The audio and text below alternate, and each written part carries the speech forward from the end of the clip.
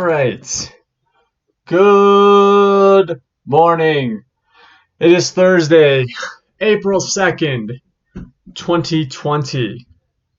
I think this is like my let me not exaggerate. This is like my third time attempting this. One, I got stuffy and coffee. I didn't get coffee. I started to cough right in the beginning, and then I restarted, and then the second time. Who cares, Mr. J? Please just get this over with. Okay, so our lesson today is one that we did a little bit, and a lot of the ideas and theories that you're going to see are in your criminal profile project assignments. So a lot of you have looked into a lot of these things and a lot of these concepts and ideas, and you're applying them to your criminal profile project. So hopefully you will either learn something new from this, reinforce what you know from this, or this will help you complete that criminal profile project. So, deviance. Deviance is behavior that violates significant social norms. So the idea here is that, if you speed every once in a while, that is not deviant behavior. However, if you speed chronically to, resist or rebel or to make some sort of statement, that could be considered deviant behavior. Murder is deviant behavior because it is such a violation of a significant social norm. And then also, what is deviant behavior also depends on, the different societies that exist. So in the United States of America, divorce is not considered deviant. However, in more conservative countries, something like divorce would be considered deviant behavior. So our first theory to try to explain deviant behavior comes from the functionalist perspective and is strain theory. And strain theory is this idea that deviance is the natural outgrowth of values, norms, and the structures of society. What this means is that society has certain socially put forth goals, and there are socially acceptable ways to achieve that goals, but not everybody can achieve socially acceptable goals in socially acceptable ways, which is the source of strain amongst individuals. So, for example, let's say society values wealth and acquiring, economic stability. Well, many of us have access to socially acceptable ways like, trade jobs, going through school, getting an education, all these sorts of things. But for the people who don't have access to those but still want to achieve the socially acceptable goal of acquiring wealth, may do things like steal, right? That would be a deviant behavior that generates from trying to achieve a socially acceptable goal. The classic example is like the hypothetical of, would you steal to feed your family? Well, feeding your family is that socially acceptable goal, but if you don't have the money to feed your family, stealing allows you to then care for and feed your family. So that is kind of the basic underlying idea of strain theory. One concept that we also get from strain theory is this idea of anomie. An anomie is a situation that arises when the norms of society are unclear or no longer applicable. And this concept comes from Durkheim, and he outlined this concept of anomie during the Industrial Revolution, where you suddenly had massive social change, where people left an agricultural society and all the norms and behaviors from that agricultural society, and you forced, hundreds of thousands, if not millions of people into an urban industrialized world. And that situation of anomie suddenly amongst a population changes with their conditioned norms and behaviors And that could lead to things like one thing that Durkheim outlined was when you have that massive change, maybe instead of deviant behavior, you get isolation, feelings of abandonment, and then one thing that he measured was rapidly increasing suicide rates when you suddenly overhaul the norms and the norms of society become unclear and are no longer applicable. Okay, so to then kind of glom, horrible word. We do have modes of adaptation under the strain theory of deviance. So here are 5 responses to strain that individuals feel when you attempt to meet the cultural goals of success. And so the first one is conformity. Conformity is the acceptance of cultural goals and then pursuing them through culturally approved ways. Simple and straightforward. You have innovation, where you accept cultural goals, but you use disapproved ways of achieving them. Ritualism, abandon cultural goals, but then continue to follow society's norms. Retreatism, abandoning cultural goals and the approved ways of achieving them. And then rebellion is challenging cultural goals and norms and then trying to substitute new goals and new norms in a society. I have this, I found this in the study by the sociologist Merton, and I've included that here as a simple guide to try to kind of sift through and look through these ideas. And again, I would use let's say there's the cultural goal is financial success, and then consider the institutionalized or the socially acceptable ways to achieve that goal of economic success. And then you can take these ideas and then plug in and think about how all of these ideas here apply to that, right? Economic success, socially acceptable ways to achieve them, and then you have your 5 different concepts there from adaptation in strain theory.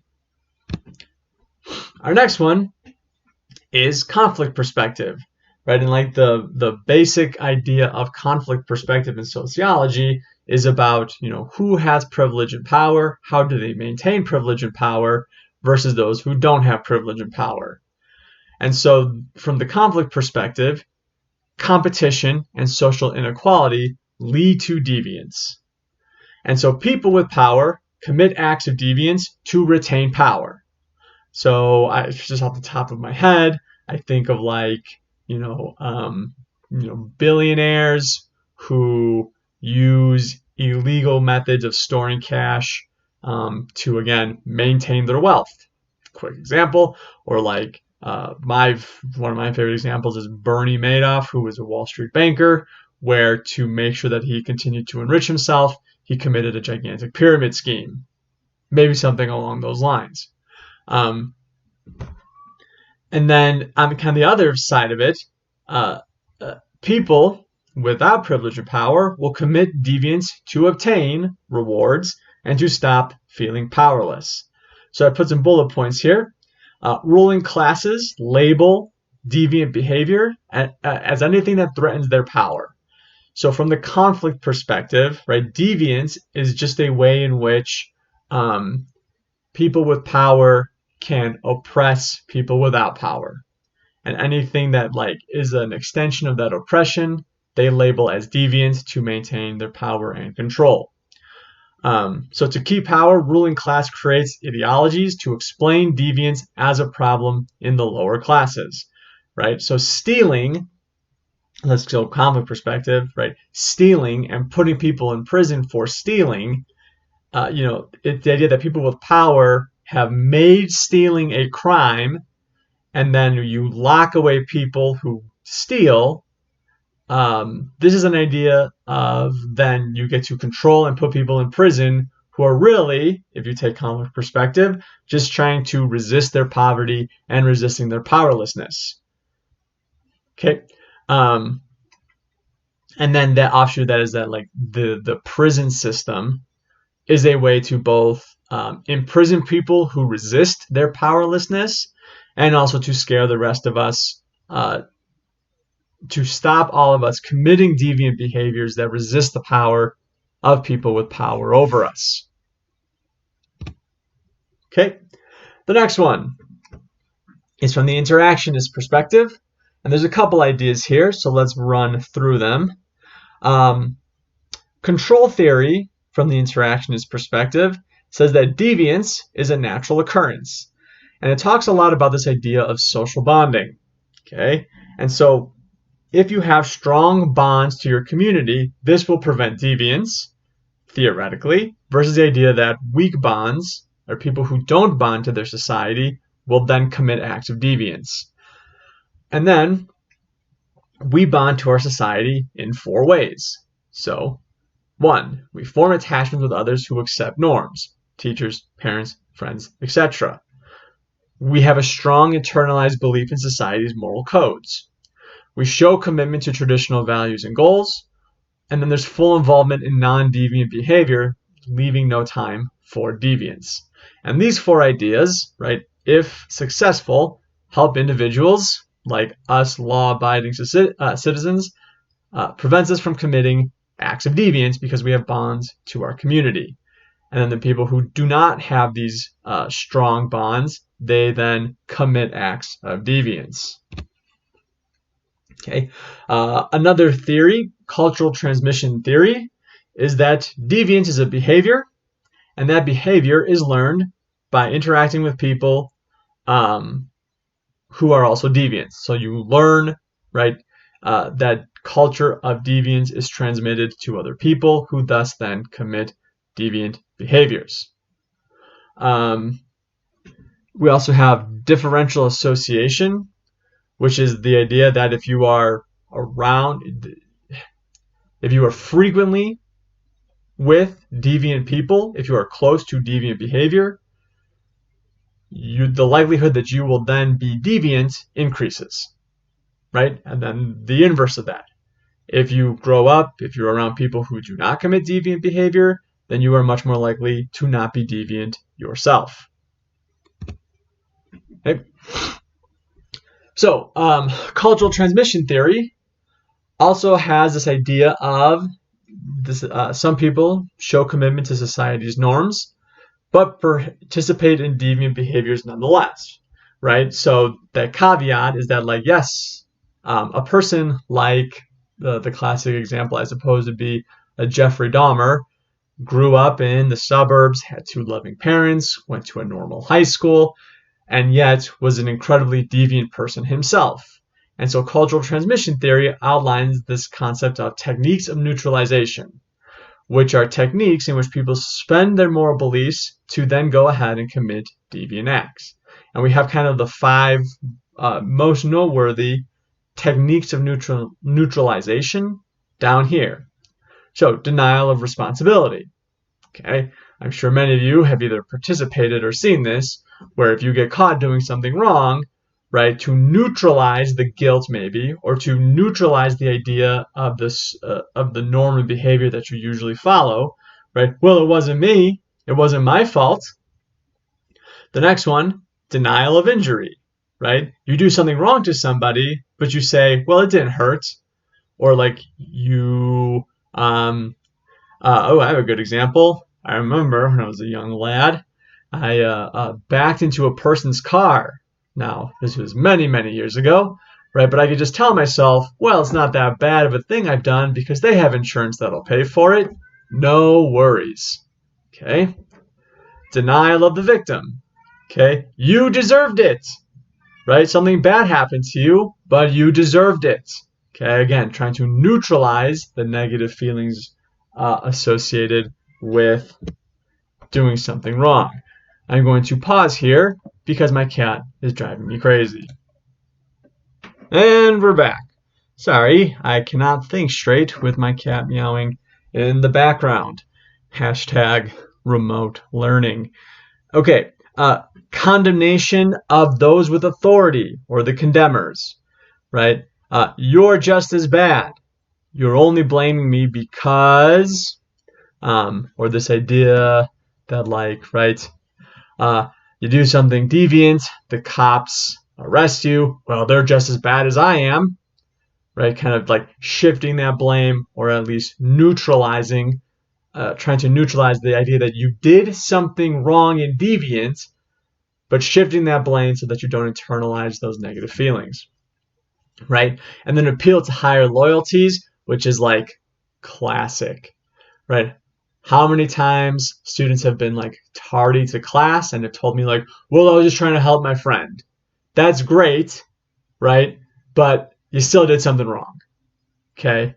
Um, a really classic, simple way to try to neutralize the guilt, the wrongdoing, to justify deviant behaviors. And so you have those 5 things all there. And then I like the kind of sentence starters, because I think if you play them in your head, it kind of illustrates immediately how the techniques people use to neutralize and distract from the wrong or deviant things that they've done. So I've got that there for you. And then our last ideas here, also from the interactionist perspective, is called labeling. And labeling theory focuses on how individuals come to be identified as deviant, rather than on explaining why people perform deviant acts in the first place. Okay, and if you remember when I had you read through the Saints and the Roughnecks, which I remember many of you just loved and adored, right? Labeling theory is applicable here because it was kind of asking, like, why did the Saints who participated in deviant behavior, why did they get a pass versus the Roughnecks who did similar behaviors, they got labeled as deviants in the community. So underneath that umbrella, primary deviance is the occasional violation of norms. These people do not see themselves as deviant, nor does society. Then you have the concept of secondary deviance, which refers to deviance as a lifestyle. The person is labeled a deviant by society, and a person believes that, well, I have table here, which is a great way to kind of summarize this lesson, but of course should say that label, right? And so as under the umbrella of interactionist perspective, where we like talk about symbols and meaning, deviant is a label. When we label somebody a person or a felon, this carries some sort of like social stigma, social expectation, and labeling theory, seeks to understand and explain those types of deviance. Okay, that is a review of a lot of those ideas from your chapter on deviance. Again, many of you have probably interacted with these ideas through your criminal profile project, because a lot of it is in there. This is a review of all of that, and if you have further questions, cash me outside. Well, don't cash me outside.